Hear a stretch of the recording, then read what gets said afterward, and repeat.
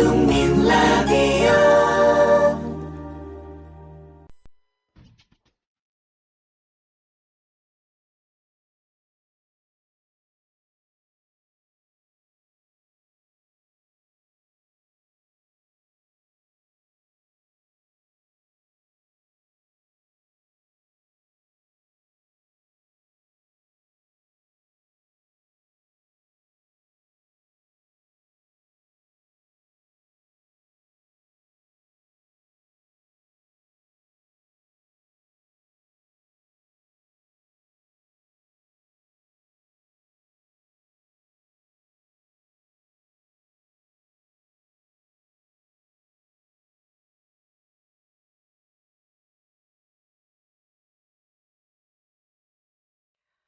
노혜경의 그 엽새.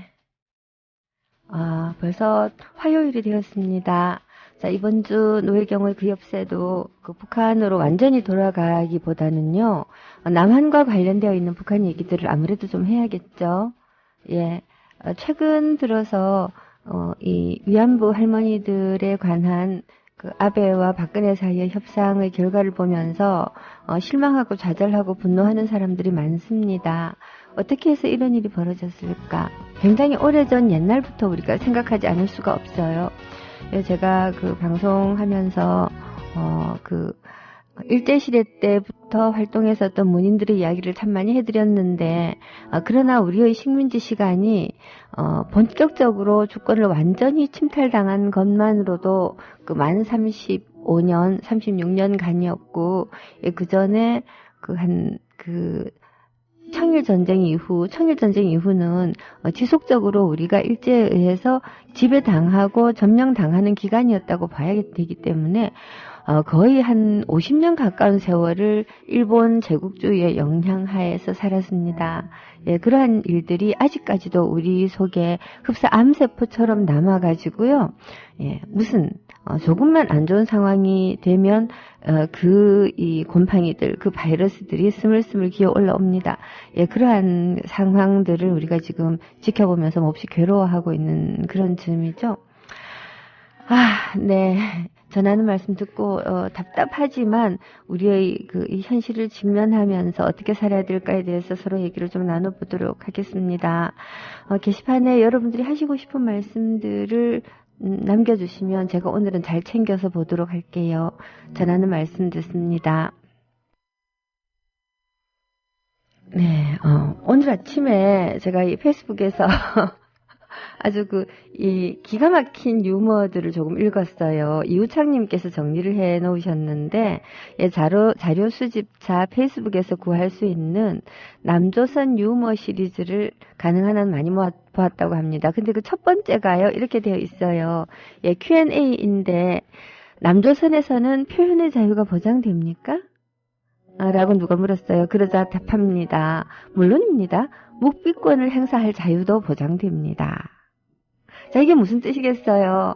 표현의 자유라고 하는 것은 자기가 하고 싶은 말을 처벌을 당할 염려 없이, 공권력에 의해서 처벌당할 염려 없이 할 수 있는 자유를 말하는 겁니다. 물론 아시다시피 자유라고 하는 것에는 엄연히 한계가 있어요. 어떤 한계냐? 나의 개인적 자유가 타인의 개인적 자유를 침해하는 선에서 나의 자유는 끝난다. 예를 들어서 내가 나를 향해서 나는 바보야, 나는 등신이야 라고 말할 자유는 있지만, 내가 너를 향해서 너는 바보야, 너는 등신이야 라고 말하는 데는 책임이 따른다라는 것입니다. 듣는 네가 아이고 참 못난 놈 같으니라고 하고 서로 욕을 하고 치울 수도 있습니다만, 듣는 네가 이거는 모욕이야 라고 얘기했을 때는 그 모욕에 따른 상응하는 대가를 내가 치러야 된다는 거죠. 그 대가가 반드시 법적인 대가를 말하진 않습니다. 예를 들어서 제가 나보고 바보라고 해서 쟨 정말 나쁜 애야라고 이 평판의 하락을 감수해야 될 때도 있고요. 또는 우리 형한테 일러줄 테야 이래가고 형이 와서 나를 때릴 수도 있죠. 여하튼 표현의 자유라고 하는 것은 나의 개인적 자유이기 때문에 내 개인적 자유가 타인의 개인적 자유를 침해할 때는 끝이 납니다. 하지만 실제로 이 표현의 자유라고 하는 것은 엄격하게 말해서 개인과 개인 사이에 있는 자유가 아니에요. 표현의 자유이든 또 무슨 자유이든 거주 이전의 자유이든 신체의 자유이든 우리 헌법에서 보장하고 있는 각종 자유라고 하는 것은 사람들이 국가라고 하는 공동체를 약속에 의해서 만들었잖아요. 예, 그렇게 만들어진 국가가 한 개인의 자유를 침해할 수 없다라고 하는 뜻에서 만들어진 그러한 조항이거든요. 즉 개인은 국가를 향해서 국가에 대해서 반대하는 마음을 표현할 자유가 있다라는 뜻입니다. 물론 개인이 다른 개인을 향해서 반대를 표현할 자유가 없다라는 뜻이 아니라 그러한 경우에는 조금 전에 말씀드렸던 것처럼 그 자유의 행사가 타인의 자유의 행사를 막을 수 없기 때문에 내가 누군가를 비난하거나 하면 그 상대방이 나를 비난하는 것도 내가 감수를 해야 되고요. 그러니까 내 자유를 누리기 위해서 타인이 자유를 행사하는 것을 내가 막을 수 없죠. 그러나 국가는 어떤 개인이 국가를 향해서 반대하고 비판하고 표현할 자유를 막아서는 안 됩니다. 이게 바로 표현의 자유죠. 표현의 자유는 그래서 개인적인 것이라기보다는 집단적인 것이고 다른 말로 하면 언론의 자유죠. 그리고 요즘은 인터넷 시대 이후에 그 1인 미디어니 1인 언론이니 이러한 말들이 굉장히 유행을 하잖아요.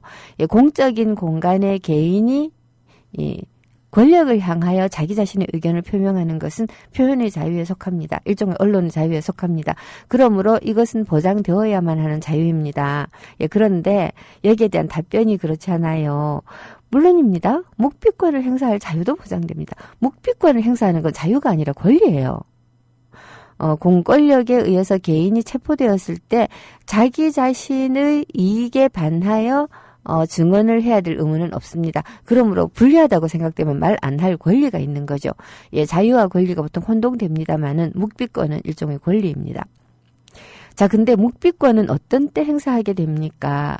표현의 자유를 행사했다가 공권력에 의해서 체포된 개인이 자기 자신을 보호하기 위해서 사용하는 권리거든요. 그러니까 표현의 자유와 묵비권을 행사할 자유라고 하는 건 사실은 이런 걸 가리켜서 형용모순이라고 하죠. 이건 절대 같은 층위가 아니고 결코 함께 사용될 수 없는 언어이며 묵비권이라고 하는 건 이미 표현의 자유가 침해되었을 때 따라오는 권리죠. 근데 이걸 이제 이런 식으로 대답을 합니다. 굉장한 블랙 유머죠. 굉장히 웃기는 이야기입니다. 근데 이 웃기는 이야기가 아니고 현재 대한민국 헬조선에서 아주 자주 벌어지고 있는 상황이라고 하는 것이 정말 이 이야기를 정말 남조선 유머 시리즈에 넣게 하는 것 같아요. 자, 이러한 지금 현재 우리 상황은 정말 제가 겨우 한 59년 살았지만 그 어느 시절에도 겪어보지 못했던 끔찍한 상황입니다. 사실 사람들이 박정희를 보릿고개를 넘겨줘서 고맙다 이딴 소리를 하지만요. 그때는 적어도 마을 부자가 곶가를 열어서 이 누룽지라도 끓여서 사람들한테 먹이는 이런 정도의 공동체적 구휼이 살아 있었고요. 오히려 사람들이 훨씬 더 경제적으로 어려워지고 힘들어진 게 일부 국민들에게는 박정희 시대였다라는 걸 생각해 보면 그때도 굉장히 끔찍했습니다. 하지만 지금만큼 끔찍하진 않은 것 같아요. 그때는 어쨌든 국가가 경제적으로 커지고 있었어요. 전 세계적으로 경제가 발전하고 있었죠. 모든 개발도상국이 일자리가 늘어나고 부자들은 점점 부자가 되지만 가난한 사람들도 자기의 어제보다는 조금씩 나아지는 그런 게 전 세계적인 현상이었어요. 이 전 세계적인 현상이 어느 순간 더 이상 어떤 가난한 지역의 자원을 착취해서 있는 나라들끼리 나눠 먹고 그리고 나눠 먹은 부스러기들을 개발도상국들도 챙겨 먹고 하는 이런 시스템으로는 안 된다라고 하는 걸 깨닫는 순간부터 차츰차츰 세계가 황폐해지기 시작했잖아요. 우리가 생태를 걱정하고 환경을 걱정하고 하는 것들이 다 그러한 여파라고 저는 생각하는데요. 너무 많이 끌고 먹었고 너무 많이 뽑아 먹었다. 그래서 아프리카라든가 동남아라든가 이런 지역 사람들이 거의 굶어 죽을 지경의 상황으로 만들어버리면서 북반구에 있는 다른 나라들이 그런 대로 먹고 사는데 이게 이제 한계에 도달한 거. 그 한계의 모습을 같은 자국 내에서 이미 많이 비축해 놓은 것들을 서로 나눠 먹으면서 견뎌내야 되는데 그걸 견디지 않겠다고 젊은 사람들을 점점 옥매고 착취하는 거. 이게 지금 우리나라의 상황이 되었기 때문에 저는 제가 살아온 평생 가운데 요즘이 가장 나쁘다라는 생각이 듭니다. 가장 나쁘다. 정말 최악인데 이 최악의 상황에 최악의 정치가 보태졌기 때문에 미래를 개척해 나갈 만한 희망이 잘 안 보인다는 게 더욱더 최악으로 느끼게 만드는, 좌절하고 절망하게 만드는 요소인 것 같아요. 자, 오늘 우리가 이걸 모른다라는 것이 아니라 알기는 아는데 어떻게 알아야 될까? 그리고 이것들을 이러한 상황을 돌파하기 위해서 선거 말고 우리가 할 건 뭐 없는가? 이런 생각들을 우리가 좀 더 많이 해야 되는 시절이 다가오고 있는 것 같습니다. 아니요, 맞습니다. 예, 그렇습니다. 자, 이야기를 풀어나가는 틈을 타서 노래를 한 곡 듣고 오겠습니다. 잠깐만, 그게 아니지. 제가 오늘 글 좀 써주십사고 했는데 쓰셨는지 제가 일단 보고요. 예. 아유, 저런, 그 옆에 공부하러 왔다고 하셨는데, 공부하는 게 아니고 함께 해야죠. 예, 함께 합시다. 네. 오늘 제가 들려드릴 첫 번째 곡은요, 어제 데이빗 보이가 세상을 떴습니다. 참 말도 많고 탈도 많았던, 뮤지션이지만, 그럼에도 불구하고 정말 많이 사랑했던, 어떤 분들은 마이클 잭슨이 죽었을 때 굉장히 슬픔과 고통을 느꼈다라고 말씀하셨는데 저는 데이빗 보이가 죽으니까 되게 마음이 아파요. 예, 그래서 그의 곡을 한 곡 골랐습니다. 예, 제가 고른 곡은요. 데이빗 보이의 Under Pressure. 예, Under Pressure입니다. 네, 곡을 잘못 골라드렸어요. Where are we now를 들려드렸습니다. 아이고, 저런, 예, Under Pressure가 아니었습니다. 실수했어요. 그래도 데이빗 보이의 대표곡처럼 들리는, 예, 일종의 재기곡이죠. Where are we now가 데이빗 보이가 한동안 음악 활동을 못 하다가 예, 60 다 되어가지고 재기했던 음반에 있는 곡이니까 그의 이 죽음을 추모하면서 들려드릴 만한 곡이었다고 생각합니다. 해님처럼님 제 시집 드디어 책이 도착했다고 사진 찍어서 올려주셨는데 예, 굉장히 감격스럽습니다만은 예, 시집을 내고 난 다음 후회가 굉장히 많이 돼요. 제목이 말하라 어두워지기 전에인데요. 그 시가 그렇게 되어 있습니다. 말하라 어두워지기 전에 내가 가고 있다고. 근데 정말 나는 가고 있는가? 가고 있다고 한다는 건 이미 내가 출발했다라는 뜻인데요. 정말 나는 출발하고 있는가? 출발했나? 난 지금 뭐 하고 있지? 난 지금 방송국 마이크 앞에 앉아가지고 푸념이나 하고 불평이나 하고 이것이 잘못되었다, 저것이 잘못되었다라고 재판관 놀이나 하고 있는 게 아닌가? 그런 생각이 너무 많이 들었어요. 예, 그렇다고 하더라도 제가 광장에 나가서 피켓을 들고 있다고 해서 실천하는 것은 아니겠죠. 어떤 것이 진정한 실천이고 어떤 것이 행동이며 어떻게 해야지 내가 정말 가는 것일까? 이런 데 대해서 정말 머리가 많이 복잡합니다. 복잡하고 때로는 어쩌면 이렇게 해서 살아생전에 자기 자신의 나라가 어제보다 못하게 도로 굴러떨어지는 꼴을 보게 된 정말 불운한 세대가 나의 세대가 아닐까라는 그런 굉장히 슬픈 생각도 듭니다. 한편으로 이 얘기는 거꾸로 이렇게 되겠죠. 오늘날의 20대, 30대 젊은이들은 자기 부모보다 못 사는 유일한 세대. 자기 부모보다 못 사는 유일한 세대. 아니, 저는 꼭 그렇게는 생각하지 않습니다. 사실 저희들 50대들 중에도 부모보다 못 살게 된 사람들이 가끔은 있어요. 하지만 전반적으로는 적어도 동학혁명 이후에 대한민국의 거의 대부분, 우리 한반도에 살고 있었던 대부분의 우리나라 사람들은 끔찍하게 고생스러웠지만 자기 부모들보다는 조금씩 나은 삶을 살아왔던 것 같아요. 6.25 전쟁 이후에는 계속 그러했고요. 이게 역전되겠다.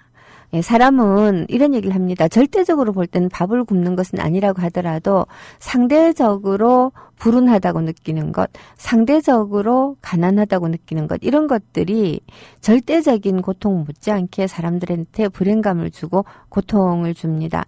즉 차별당한다.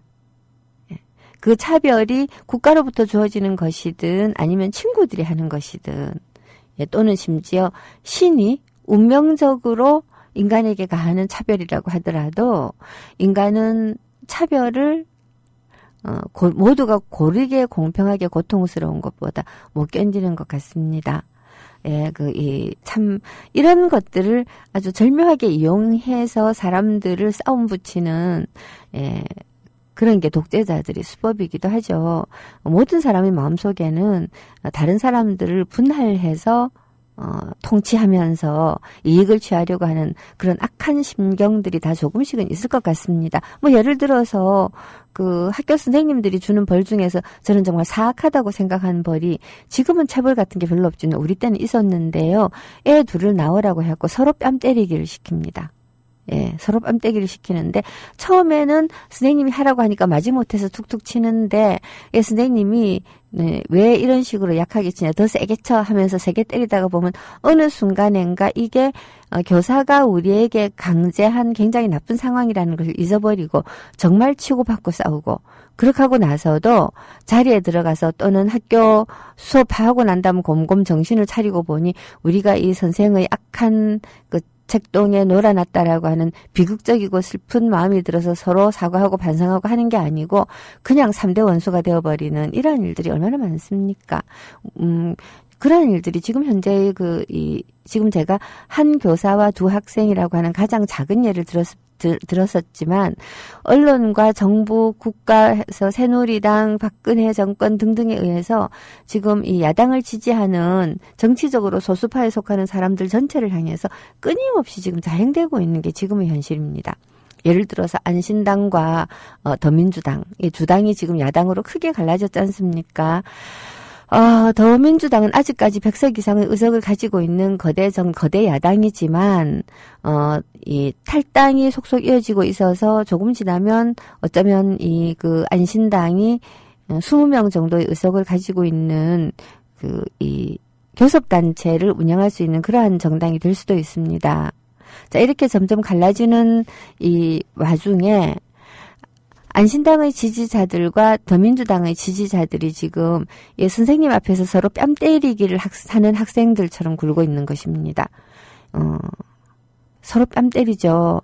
안신당 지지자들은 지지자들대로 더민주의 영입 사태를 비웃고 그리고 더민주는 더민주대로 그렇게 합니다.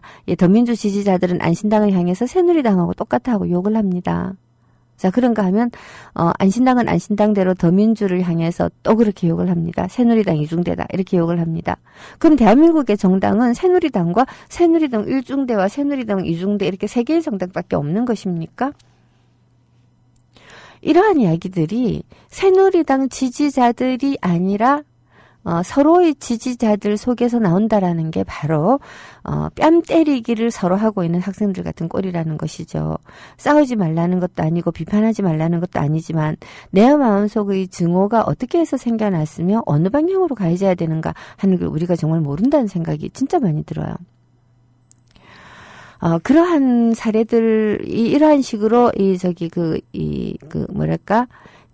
약자들끼리 서로 싸우게 하고 그것도 모자라 가지고 약자들을 고립시키고 점점 더 분할시키고 하는 수많은 전략들을 우리는 프레임이라는 이름으로 부르고 있죠. 예, 언론과 이 수구적인 언론들 거의 이명박 때 미디어법이 통과된 이후로는 거의 이 언론 상황 자체가 좋게 말해서 보수 세력, 우리나라의 보수 세력은 굉장히 극우 세력이죠. 예, 금융 자본주의의 천민적 지배를 받고 있는 굉장한 극우적 세력들인데요. 박정희 시대부터 거의 60년간 대한민국을 장악하고 있는 정치 권력과 이 경제 권력, 이 권력들이 담합해서 실제로는 굉장히 수가 많은 야당 지지자들을 이렇게 갈라붙이고 저렇게 갈라붙이고 서로 싸움 붙이고 하면서 결국은 35%의 콘크리트 지지층을 가지고 언제나 권력을 장악하고 있습니다. 이 사실을 우리가 정말 잘 알고는 있죠.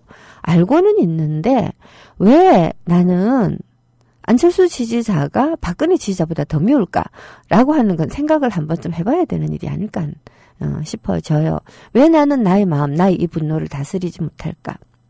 내가 공적인 일에 거룩하게 분노할 필요는 있지만 정말 내가 지금 분노하고 있는 이러한 일이 정말 공적 영역에서 이 분노를 터뜨릴 정도로 정말 공적인가? 이런 것들을 좀 고민해야 하는 게 아닐까? 예, 그런 생각을 자주 많이 해보게 됩니다. 다운 아빠님께서 마시언에도 삽입되었던 스타맨이라고 본다고 데이비 보이의 색깔을 제대로 보여주는 곡이 마션에도 삽입되었던 스타맨이라고 하셨는데, 예, 데이비 보이 곡 중에서 또 말스 가면설에 무슨 말 쓰더라. 화성 이야기가 있었는데요. 제가 지금 제목이 금방 생각이 안 나는군요. 예, 그런 곡도 있었습니다. 데이비 보이의 이 스타맨 나중에 준비해드리도록 하고요. 자, 그래서 이유창 씨의 이 농담, 남조선 유머에도 비슷한 이야기들이 굉장히 많이 나옵니다. 자, 남조선의 정치 체계는 양당제를 채택하고 있대요. 예, 양당제를 채택하고 있다. 한 당은 의석을 차지하고 대통령을 배출하고 나머지 한 당은 국정 운영과 외교와 세계 경제의 모든 책임을 진다. 자, 이 사실 보면 뭐만 잘못되면 노무현 대통령 탓이다.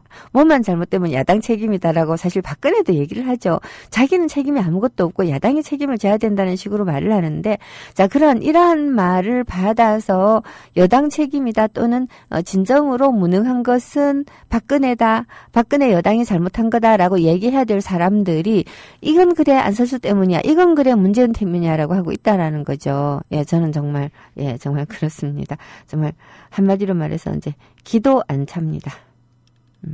이러한 상황 속에서 대한민국은 어떤 식으로 지금 굴러가고 있느냐. 헬조선, 결국 남조선 유머라고 하는 것이 헬조선은 이런 것이다를 보여주는 유머들인데요. 엄청나게 많습니다. 일본인과 남조선인이 지옥에 갔답니다. 염라대왕이 말하기를 일본식 지옥과 남조선식 지옥이 있다. 일본식 지옥은 매일 12시간씩 중노동을 해야 되고 남조선식은 18시간씩 중노동을 해야 된다라고 말을 했대요. 자, 그러나 일본인은 일본식 지옥을, 남조선인은 남조선식 지옥을 택했거든요. 일주일 뒤에 다시 만났습니다. 남조선인이 물었어요. 거기 어때? 그래서 일본인이 대답해요. 정말 지옥다워. 하루 12시간 중노동에 미칠 지경이군. 자네는 어때? 남조선인이 웃으면서 대답했대요. 하하하. 완전 고향에 온 것 같더군. 일자리가 없거나 일자리가 있어도 한국 같거나. 자, 이게 지금 젊은 사람들이 바라보고 있는 대한민국의 현실이라고 하고, 이 현실을 만들어내는데 과연 누가 일조를 했느냐. 예, 저는 저 자신을 포함해서 그렇다고 해서 우리만 잘못했다는 뜻이 아니라 저 자신을 포함해서 이 새누리당과 이 견고하고 집요하고 간악한 대한민국 1%와 그들을 지지하는 나머지 34%를 간파하지 못하고 우리끼리 치고받고 했었던 나머지 65%의 우리들에게도 정말 큰 책임이 있다라고 생각을 합니다. 네, 책임 타령 그만하고요. 이 데이비 보이의 이 스타맨을 듣고 돌아와서 제가 정말 중요하게 생각하는 이번 주에는 얘기를 좀 하고 싶은 종북 타령에 관한 얘기를 좀 하도록 하겠습니다. 우리를 갈라놓는 가장 심각한 것이 바로 저는 이 종북이라는 단어, 이 어휘라고 생각하거든요. 얼마 전에 김제동이 종북이라는 프레임과 맞서서 싸우겠다라고 하는 이야기를 했죠. 사실 김제동도 보면 그가 단지 사실은 비판적인 태도를 견지하고 있는 것이 눈에 보일 따름인 개그맨 아닙니까? 예, 그런데 이 김제동에게 종북 프레임을 씌워서 무지무지하게 공격들을 해대었습니다. 사실 새누리당 쪽에서 자기의 지지자들에게 유포시킨 말들 중에 가장 사악했던 말이 노무현은 종북이다라는 것이었을 거예요. 처음에는 노무현은 빨갱이다라고 얘기했죠. 그의 장인이 뭐고 어쩌고 저쩌고 하면서 그러나 노무현이 압도적인 지지로 당선이 되었을 때, 그랬을 때, 노무현은 빨갱이다, 노무현은 종북이다라고 하는 거를 그가 살아있을 동안에도 소리 높여 외치고 싶어 했으나 성공하지 못했습니다만은, 그가 돌아가시고 난 다음 노무현을 지지하는 사람들에게 이 종북이라고 하는 단어를 들고 와가지고 굉장히 많이 분칠을 했습니다. 자, 그럼 이 종북이란 말은 도대체 뭐냐? 말 자체가 되게 기분 나빠요. 빨갱이라는 말보다 솔직히 더 기분 나빠요. 빨갱이라고 하는 것은 너희 사상이 빨갛다, 너희 사상이 공산주의자다라는 뜻이지만 종북이라고 하는 말은 북쪽을 추종한다라는 뜻이잖아요. 그리고 이 북쪽에 대해서 우리가 가지고 있는 이미지라든가 또는 북에 대한 우리의 실체적 판단도 그렇게 긍정적이지는 않습니다. 그 긍정적이지 않은 북쪽을 향해서 추종자인 종자를 딱 붙여서 종북이다. 저는 이 노빠다라고 하는 말만큼이나 종북이라는 말이 기분이 나빠요. 근데 이 말들의 역사를 생각해보면 참 역설적이게도 이 종북 노빠다라고 하는 말은 제일 처음에 이걸 만들어낸 게 진중권이라고 제가 한번 성토를 한 적이 있었죠. 다시 말해서 진보 진영에서 노무현을 지지하는 사람들을 경멸하고 조롱하기 위해서 만든 말이었고요. 이 종북이라는 말은 슬프게도 같은 진보 진영 내에서 진보 진영 안에 있다고 생각되는 주사파들을 향해서 붙인 딱지거든요. 자, 그러니까 같은 편이 같은 편을 죽이기 위해서 했던 말이라는 겁니다. 물론 그 말을 했던 사람들은 저 사람들이 우리 같은 편이라고 생각하지 않지만 대한민국이라고 하는 굉장히 기울어진 지형 속에서 새누리당이 볼 때는 자기들보다 진보적이면 무조건 다 빨갱이였어요. 근데 이 빨갱이들을 빨갱이라는 말만으로는 더 이상 압박하기가 불가능한 시절이 어느 시점 있었어요. 이때가 연도는 잘 기억나지 않지만 2000년도 무렵에요. 저하고 이문열하고가 부산 영광도서에서 토론회를 한번 한 적이 있었습니다. 이문열하고 저하고 토론을 하라고 그러길래 하겠다. 라고 했는데 가서 보니까 이게 이문열 초청 강연이어서 좀 기분이 좀 나빴습니다만은 어쨌거나 간에 사회자가 배려를 잘해가지고 저하고 이문열하고 이제 논쟁을 좀 했는데 그때 무슨 일이 있었냐면 이문열 씨가 추미애 의원을 가리켜서 뭐라고 이제 굉장히 모욕을 했습니다. 그러자 추미애 의원이 여기에 대해서 이제 맞서고 하면서 사회적으로 되게 시끄러운 썰전이 일어났었는데, 언론의 지형 속에서는 이문열이 패배했어요.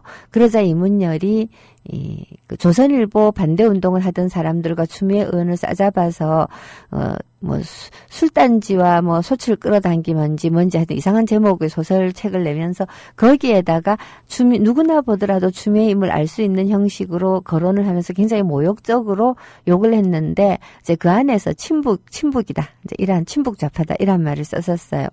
그래서 그걸 가지고 제가 이 토론회에서 이문열하고 집요하게 이제 서로 말다툼, 사실 그건 토론도 아닌 거의 말다툼 수준이었는데요.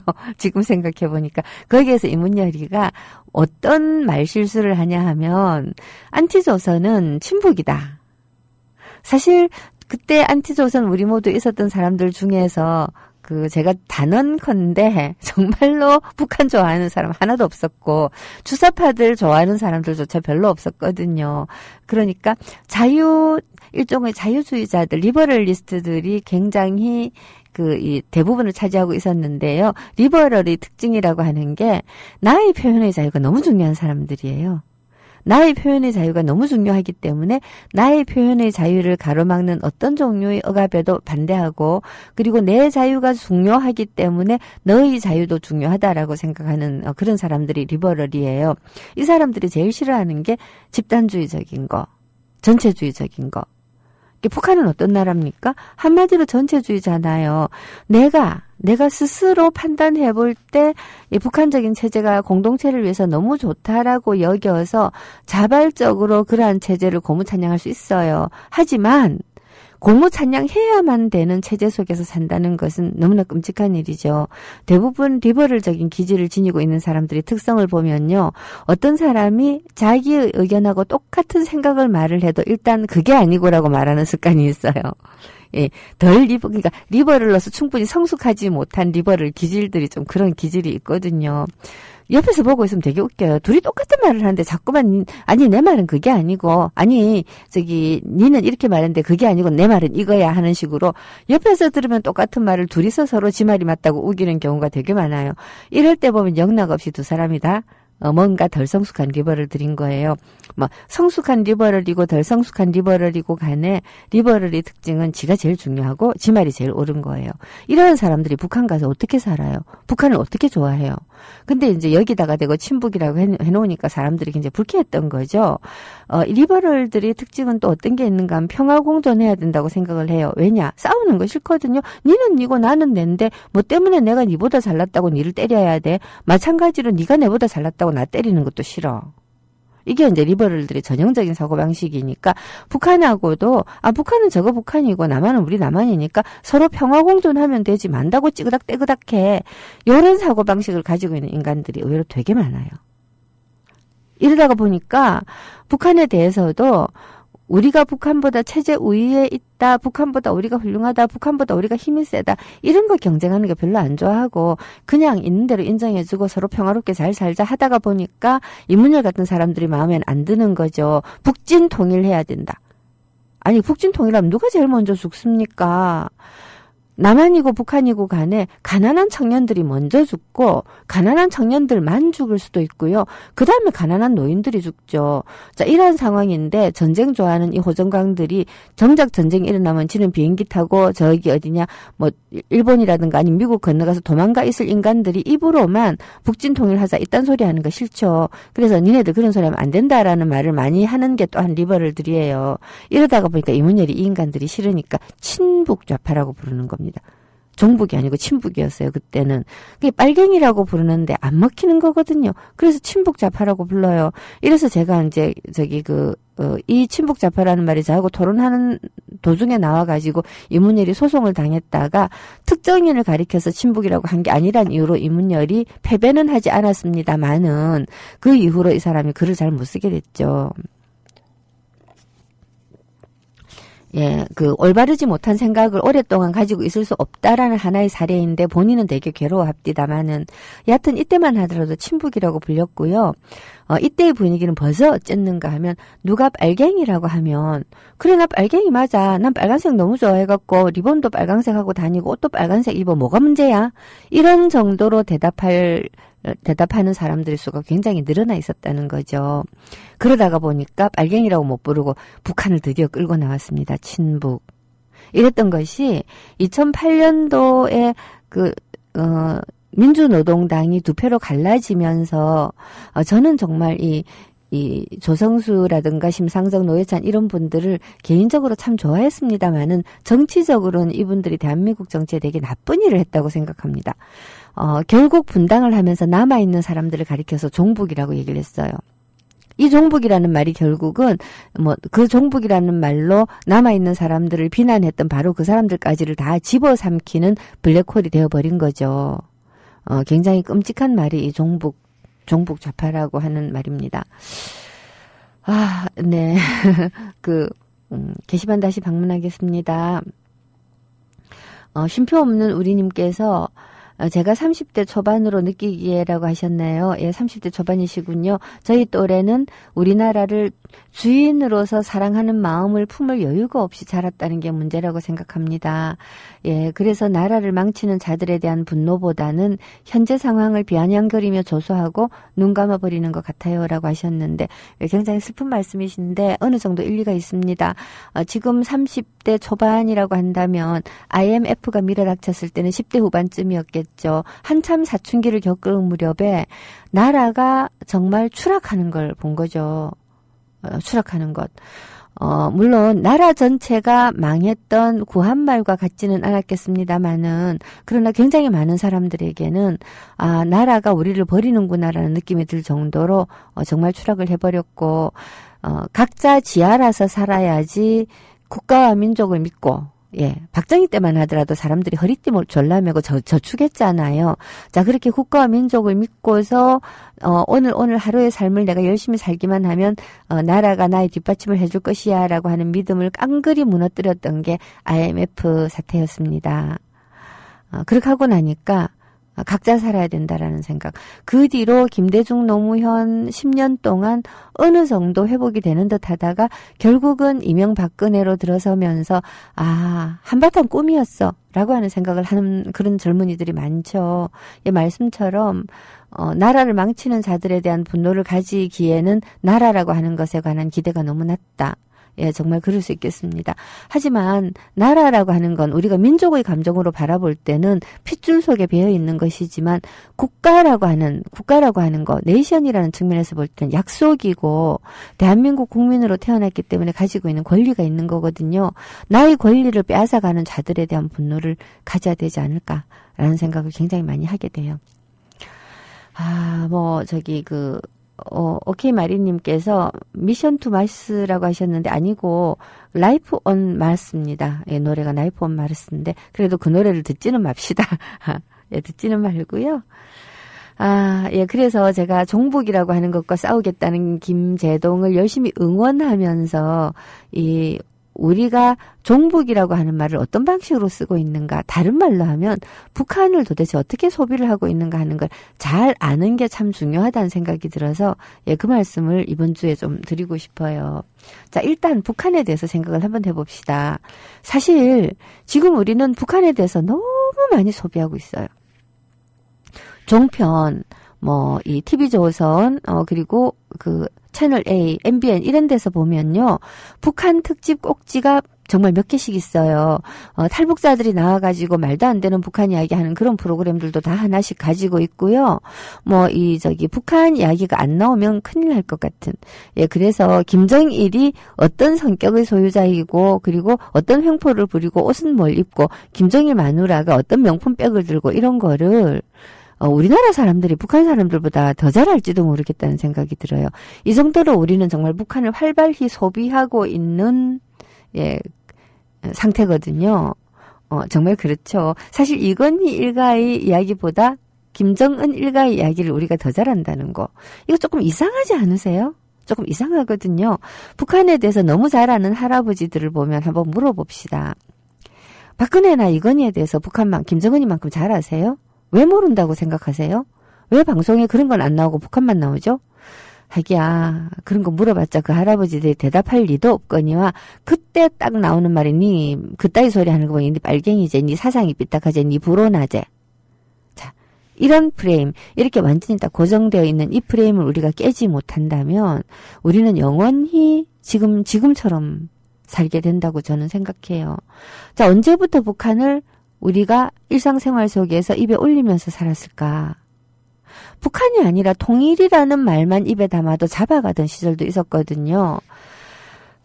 그래서 북한은 오랫동안 결코 말해서는 안 되는 금교 영역에 속했습니다. 말하면 안 돼요. 북한 이야기하면 안 돼요. 좋게 말하든 나쁘게 말하든 북한을 말할 수 있는 건 오로지 국가뿐이었어요. 정부만 북한에 대해서 이야기할 수 있었고 북한에 대해서 정부가 아닌 단위에서 이야기를 하면 국가보안법으로 잡혀갔습니다. 그럼 정부가 아닌 단위에서 이야기하는 북한이란 북한을 고무탄양하는 것도 아니에요. 정부가 너무나 왜곡해서 국민들에게 알려주고 있는 북한의 실상을 조금이라도 알자. 이런 사람들을 몽땅 다 억압했죠. 이게 냉전시대, 우리가 흔히 냉전시대라고 부르지 않습니까? 90년대 초반 이전까지. 이 냉전시대에는 국가가 북한에 관한 이야기를 독점을 하고서 북한이 우리보다 못 산다, 북한은 생지옥이다, 이러한 이야기들을 퍼뜨리는 데만 골몰했었죠. 예. 바로 그랬기 때문에 임수경이 북한으로 건너가는 사건이 남북한 자체 양쪽에 다 일대 충격이었던 것이지요. 일반 국민들은 이승만 때부터 특히 6.25 전쟁을 겪었지 않습니까? 6.25 전쟁을 겪었기 때문에 국민들에게는 북한이 근본적으로 증오의 대상이에요. 이러한 증오의 대상이 되는 북한에 대해서 또 정부가 굉장히 나쁜 이미지들을 많이 퍼뜨립니다. 예, 퍼뜨렸기 때문에 냉전시대까지는 국민들에게 북한은 그냥 공포스러운 외부 세계입니다. 우리나라가 아니라 그냥 우리 바로 근처에 있어서 겁나고 무서운 무시무시하고 공포스러운 외부 세계일 뿐인 거죠. 그리고 이 외부 세계는 내부 세계하고 짝짝꿍을 합니다. 어떻게 짝짝꿍을 하냐. 이렇게 무서운 적이 우리 머리 위에 있기 때문에 우리는 단결해야 되고 우리 안의 이질적인 요소들, 우리 안의 부정적인 요소들은 없어야 되는, 그리고 우리 안에서 어떤 나쁜 일들이 많이 벌어진다고 하더라도 북한에 비하면 세 발의 피기 때문에 이런 정도는 눈 감고 넘어가도 되는, 은폐시켜도 되는, 예, 그러한 일들을 가능하게 하는 무서운 외부의 적이었죠. 이게 냉전시대까지의 북한입니다. 근데 여기서요, 우리가 한 가지 이 재미있는 현상을 발견할 수 있어요. 사실 본격적으로 북한 이야기를 하게 된 거는 어떻게 보면 88 올림픽 이후라고 할 수 있는데요. 그 이전에 박정희가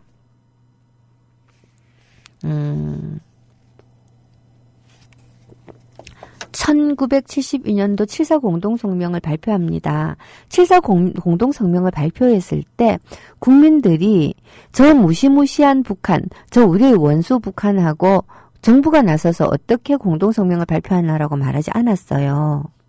물론 지금도 보면 박근혜가 하면 똥이든 된장이든, 된장을 똥이라고 하든 똥을 된장이라고 하든 지당하옵니다라고 할 인간들이 많이 있긴 하지만 그런 사람들 말고 대부분의 사람들이 7.4 공동성명을 환영했어요.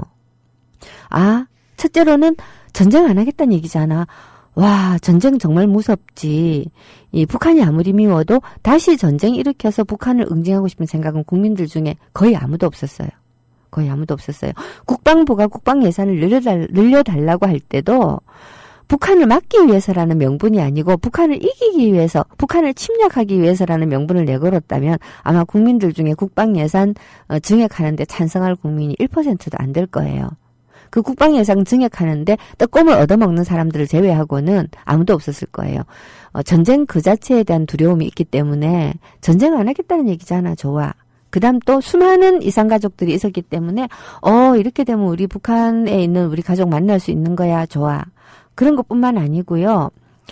갈라진 민족이라고 하는 것에 대한 그리움이 서로 다른 체제의 이 북한이라고 하는 그러한 데 대한 두려움보다 훨씬 컸던 거죠.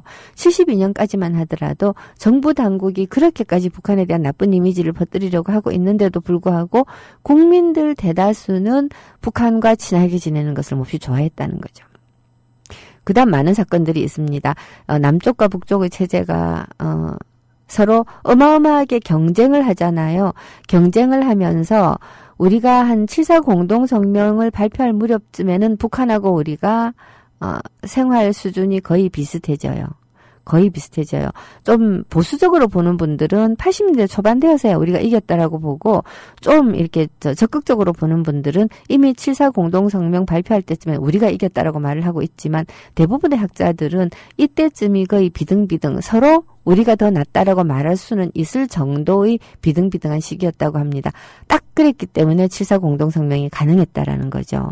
자, 이때부터 다시 진짜 본격적으로 체제 경쟁을 벌이는 거예요. 자, 그러면서 북한을 유효적절하게 독재를 유지하기 위한 하나의 외부 세계, 하나의 무시무시한 외부의 적으로, 아까 말씀드렸듯이 외부의 공포를 가지고 와서 내부를 다스리는 공포 정치의 도구로 이렇게 이제 썼던 것들이죠. 이러한 것들이 달라지기 시작을 한 게 87년 이후인데 어떻게 달라졌나?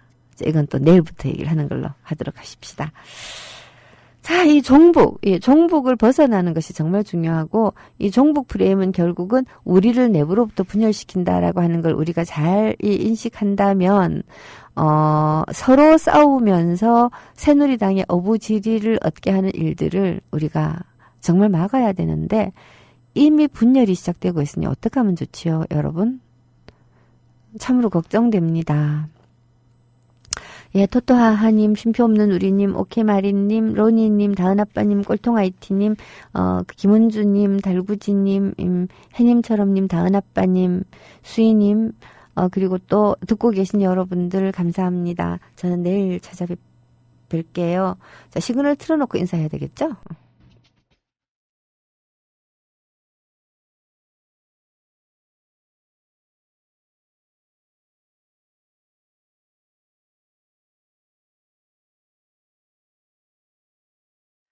노혜경의 그 엽세 화요일 시간 이렇게 해서 얼렁뚱땅 끝이 납니다. 긴 이야기인데 중간중간 자르려니까 좀 쉽지는 않지만요. 여하튼 종북 프레임을 우리가 이겨내지 못하면 우리는 영원히 종이다, 노예다. 노예로서 사는데 더 슬픈 노예인 것은요. 옛날 종이나 노예들은 주인이 밥은 먹여줬거든요. 지금은 밥도 안 먹여주는 노예예요. 이렇게 살 수는 없잖아요. 특히 우리의 젊은이들을 생각하면 너무 슬프죠.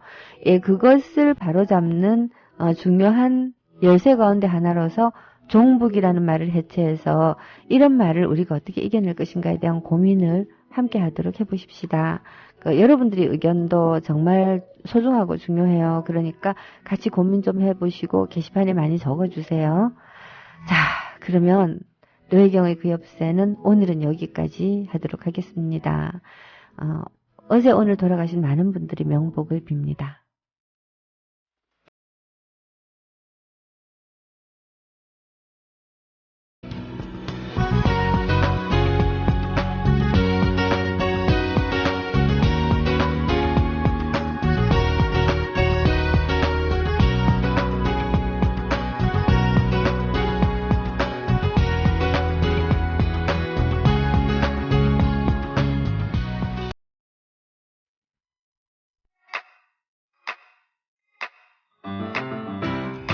국민 라디오 지지하는 4가지 방법 아시나요?